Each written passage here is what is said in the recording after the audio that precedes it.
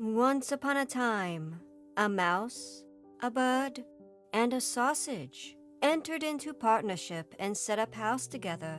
For a long time all went well. They lived in great comfort, and prospered so far as to be able to add considerably to their stores. The bird's duty was to fly daily into the wood and bring in fuel. The mouse fetched the water, and the sausage saw to the cooking. When people are too well off, they always begin to long for something new. And so it came to pass that the bird, while out one day, met a fellow bird to whom he boastfully bragged on the excellence of his household arrangements. But the other bird sneered at him for being a poor simpleton who did all the hard work, while the other two stayed at home and had a good time of it. For when the mouse had made the fire and fetched in the water, she could retire into her little room and rest until it was time to set the table.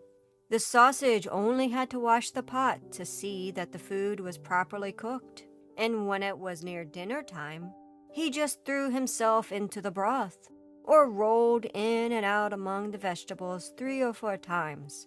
And there they were, buttered and salted. Then when the bird came home and had laid aside his burden, they sat down to table, and when they had finished their meal, they could sleep their fill till the following morning.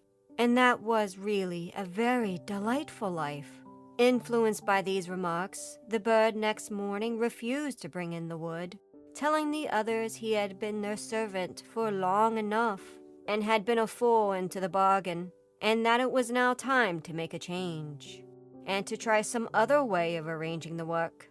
Beg and pray as the mouse and the sausage might, it was of no use. The bird remained the master of the situation, and the venture had to be made. Therefore they drew lots, and it fell to the sausage to bring in the wood, the mouse to cook, and the bird to fetch the water. And now what happened? The sausage started in search of food. The bird made the fire, and the mouse put on the pot. And then these two waited till the sausage returned with the fuel for the following day. But the sausage remained so long away that they became uneasy, and the bird flew out to meet him. He had not flown far, however, when he came across a dog, who, having met the sausage, regarded him as legitimate booty, and so seized and swallowed him. The bird complained to the dog of this bare-faced robbery, but nothing he said was of any avail, for the dog answered that he had found false credentials on the sausage, and that was the reason his life had been forfeited. The bird picked up the wood and flew sadly home, and told the mouse all he had seen and heard.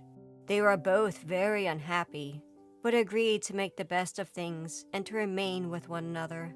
So now the bird set the table, and the mouse looked after the food, and wishing to prepare it in the same way the sausage, by rolling in and out among the vegetables to salt and butter them. She jumped into the pot, but she stopped short long before she reached the bottom, having already parted not only with her skin and hair, but also with her life. Presently the bird came in and wanted to serve up the dinner, but he could nowhere see the cook. In his alarm and flurry, he flew the wood here and there about the floor, called and searched, but no cook was to be found. Then some of the wood that had been carelessly thrown down caught to fire and began to blaze. The bird hastened to fetch some water, but in his pail fell into the well, and he after it, and he was unable to recover himself. He was drowned. The end.